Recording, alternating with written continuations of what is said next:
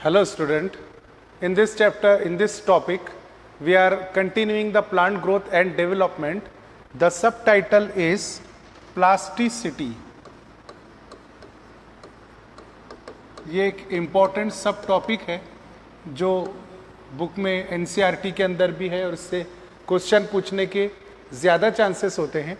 देखिए, प्लास्टिसिटी और इलास्टिसिटी के कंसेप्ट आप जानते हैं कि अगर किसी भी चीज़ के ऊपर एक्सटर्नल अनबैलेंस फोर्स अप्लाई हमने किया तो उस चीज़ का डायमेंशन चेंज होता है, लेकिन एक्सटर्नल अनबैलेंस फोर्स रिमूव करने के बाद वो चीज़ जो है अपना ओरिजिनल डायमेंशन रीगेन कर लेती है. इस चीज़ को इलास्टिक मटेरियल कहा जाएगा and the phenomena is called as elasticity. इसी का अपोजिट होता है प्लास्टिक मटेरियल और प्लास्टिकसिटी. अगर आप प्लास्टिक मटेरियल के ऊपर एक्सटर्नल अनबैलेंस्ड फोर्स अप्लाई करते हैं तो जरूर वो मटेरियल अपना डायमेंशन चेंज कर देगा, लेकिन एक्सटर्नल अनबैलेंस फोर्स को रिमूव करने के बाद वो मटेरियल अपना ओरिजिनल डायमेंशन रिगेन नहीं कर सकता है. इस फिनोमेना को हम नाम देते हैं प्लास्टिसिटी. अभी यही कंसेप्ट हम प्लांट बॉडी पर अप्लाई करने जा रहे हैं. तो प्लांट बॉडी में किसी भी प्रकार का एक्सटर्नल फोर्स हम अप्लाई नहीं कर सकते हैं, लेकिन एक्सटर्नल एनवायरनमेंट जो होता है इसके रिस्पॉन्स में प्लांट डिफरेंट पाथवे परफॉर्म करता है. Plant follow different pathway in response to external environment. ये लाइन दी हुई है एनसीईआरटी बुक में.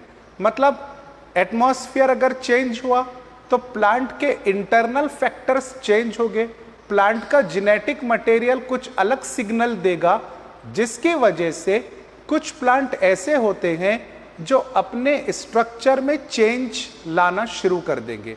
And this change in the structure in response to environment, I am revising once again, change in structure in response to environment is called as plasticity. Plasticity का मैं यहाँ पे definition लिख देता हूँ, ये आपको हमेशा याद रखना है. चेंज इन स्ट्रक्चर, यहाँ पे मतलब ये लिया जाएगा कि एक पर्टिकुलर ऑर्गन, आप मान लीजिए लीफ, तो लीफ का एक पर्टिकुलर शेप होता है, लेकिन एक्सटर्नल एनवायरनमेंट अगर चेंज हुआ तो नया डेवलप होने वाला लीफ अपने स्ट्रक्चर को या अपने शेप को भी चेंज कर देगा. यानी ओल्डर लीफ अलग शेप का है और न्यू लीफ एनवायरनमेंट की वजह से अपना स्ट्रक्चर चेंज कर दिया है. इसे कहा जाएगा प्लास्टिसिटी. तो change in structure in response to environment is called as what? Plasticity. Plasticity का एक एग्जाम्पल हमको दिया है, वो एग्जाम्पल आपको याद रखना है. That example is heterophylly. देखिए, हेटेरो का मतलब होता है डिफरेंट और फिल ये वर्ड यूज किया जाता है लीफ के लिए. कुछ प्लांट ऐसे हैं जो दो अलग अलग एटमॉस्फेयर में ग्रो होते हैं, यानी प्लांट बॉडी एक जगह पर ही रहेगी, एक ही हैबिटेट में रहेगी, लेकिन पहले इस प्लांट बॉडी को एनवायरनमेंट अलग मिला, अब एनवायरनमेंट चेंज हो गया, जिसकी वजह से ये प्लांट अपने लीफ का शेप या स्ट्रक्चर चेंज कर देता है. तो उस प्लांट में दो टाइप के लीफ हो गए, पहले एनवायरनमेंट के लिए अलग शेप और दूसरे एनवायरनमेंट के लिए दूसरे लीफ का अलग shape. So that phenomena is called as heterophylly. And heterophylly can be studied in coriander, coriander यानी कि समार, second cotton, gossypium arboreum is a botanical name of cotton, and third one is larkspur. तो ये ऐसे plant हैं जिनमें दो अलग अलग टाइप के, दो अलग अलग शेप के लीफ पाए जाते हैं. In this plant the shape of juvenile leaf is different as compared to the shape of matured leaf. अब यहां पे हमारे पास में दो टर्म्स आ गई कि भाई जुवेनाइल फेज में लीफ का शेप अलग रहेगा और मैच्योर फेज में जब प्लांट आ जाता है तब उसके लीफ का शेप चेंज हो जाएगा। आप लोग जानते हैं कि प्लांट का जो लाइफ स्पैन होता है उसको हम लोग दो फेजेस में डिवाइड करते हैं। ये concept reproduction in organism standard 12 का जो पहला चैप्टर है उसी के अंदर दिया हुआ है कि there are two phases in the life span of the plant. First is juvenile phase and second is reproductive phase. Juvenile phase flower grow होने से पहले तक की ग्रोथ को कहा जाएगा, लेकिन प्लांट पर एक मर्तबा फ्लावर बॉर्न हो चुका तो अब यहां से शुरू हो जाएगी रिप्रोडक्टिव फेज। फ्लावर डेवलप होने से पहले जुवेनाइल फेज में लीफ का शेप कुछ और रहेगा और फ्लावर डेवलप होने के बाद यानी रिप्रोडक्टिव फेज को ही मैच्योर फेज कहा जाता है। तो मैच्योर फेज के लीफ शेप का ये डायग्राम बाकायदा आपको एनसीईआरटी बुक में दी हुई है, तो आप इस टॉपिक के साथ साथ अपनी बुक भी ओपन रखें और उसमें जो डायग्राम नंबर ए दी हुई है वो दोनों लीफ के शेप को एक दूसरे से कंपेयर करें। ये एक टाइप का हेट्रोफिली हो गया। Second type of heterophylly can be observe in the plant. The name of plant is buttercup. इस प्लांट में हेट्रोफिली कुछ अलग टाइप का होता है, यानी प्लांट बॉडी का हान और लार्क स्पर ये तीनों के तीनों एरियल प्लांट है। इनका complete plant body aerial habitat को शो करता है, तब भी इसमें दो डिफरेंट टाइप के लीफ पाए जाते हैं। लेकिन बटरकप हाफ एरियल होता है और हाफ एक्वेटिक होता है। अगर आपको क्वेश्चन में इस तरह से आया कि aquatic habitat and aerial habitat, तो बटरकप आप सिलेक्ट कर लीजिए, और अगर दोनों टाइप के लीव्स कंप्लीटली एरियल हैबिटेट में हो तो आपको इन तीनों ऑप्शन में से कोई एक ऑप्शन सिलेक्ट करना पड़ेगा। या अगर तीनों दिए हैं तो ऑफ कोर्स चौथा ऑप्शन रहेगा ऑल ऑफ दिस, तो आपको ऑल ऑफ दिस पे ही सिलेक्शन आपका लेना पड़ेगा। ठीक है, तो ये हो गया बच्चों प्लास्टिसिटी एक कंसेप्ट। अब इसके बाद में plant growth and development chapter के अंदर हम डायरेक्टली आते हैं कि प्लांट की ग्रोथ, डिफरेंशिएशन एंड डेवलपमेंट, ये तीनों फैक्टर में डिफरेंस क्या है और ये तीनों किस तरह से ऑपरेट होते हैं। तो मैं यहां पर एक्सप्लेन करना चाहूंगा। The first one is growth. Growth का मतलब होता है इंक्रीज इन साइज और इंक्रीज इन मास।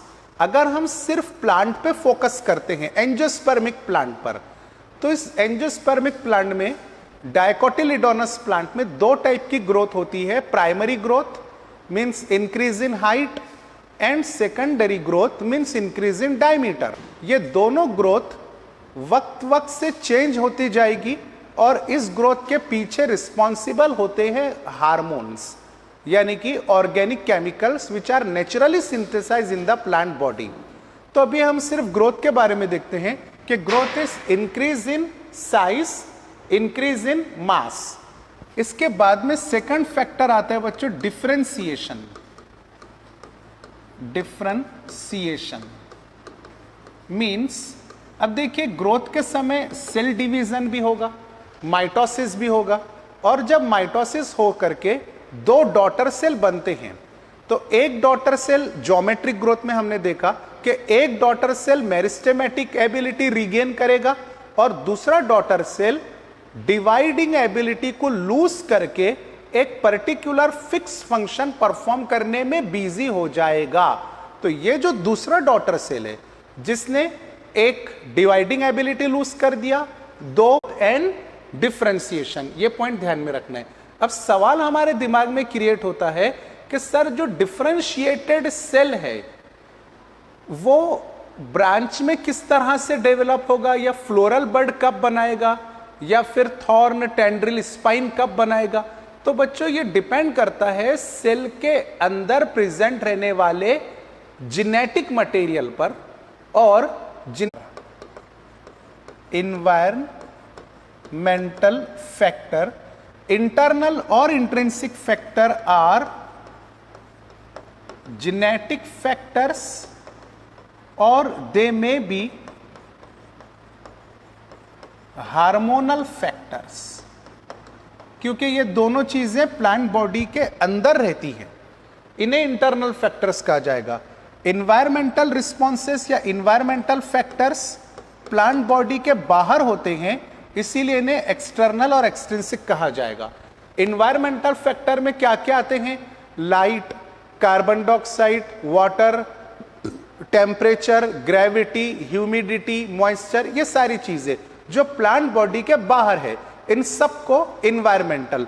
और प्लांट बॉडी के अंदर जो दो चीजें मैं यहां पे आपको बताया हूं, these are collectively called as internal और intrinsic factor. So that these two components, external and internal factor, both together be cooperate with each other or coordinate with each other and play an important role in differentiation. Okay?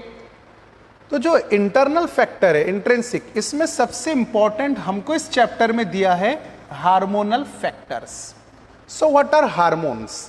जिस तरह आप human body में study करते हैं कि भाई hormones are the organic chemicals which form in very minute quantity, the site of synthesis and site of action are different. यानी hormone body के एक पार्ट में वेरी स्मॉल अमाउंट में सिंथेसाइज होते हैं, लेकिन बॉडी के दूसरे पार्ट में जाकर के अपनी एक्शन शो करते हैं। सेम इसी तरह से प्लांट में भी होता है। Hormones are organic chemicals which are synthesized in one part of the plant and show their action in some another part of the plant. अब animals हार्मोन और plants हार्मोन, इन दोनों में डिफ्रेंसिएशन करने के लिए प्लांट में जो हार्मोन्स होते हैं उनका नाम दे दिया गया फाइटो हार्मोन्स। ओके, तो हमारा नेक्स्ट स्टडी फाइटो हार्मोन्स पर ही है। Let's see in the phyto mean plant and hormones का डेफिनेशन मैं अभी आपको बताया हूं।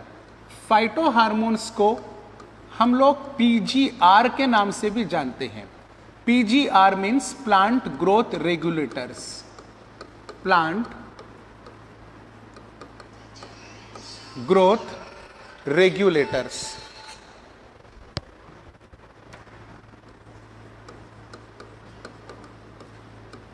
ओके, सो दिस पीजीआर और प्लांट ग्रोथ रेगुलेटर यानी ऐसा केमिकल जो प्लांट के ग्रोथ को रेगुलेट करता है। अब जो रेगुलेशन है उसमें कम भी हो सकता है ग्रोथ, और ग्रोथ ज्यादा भी हो सकती है।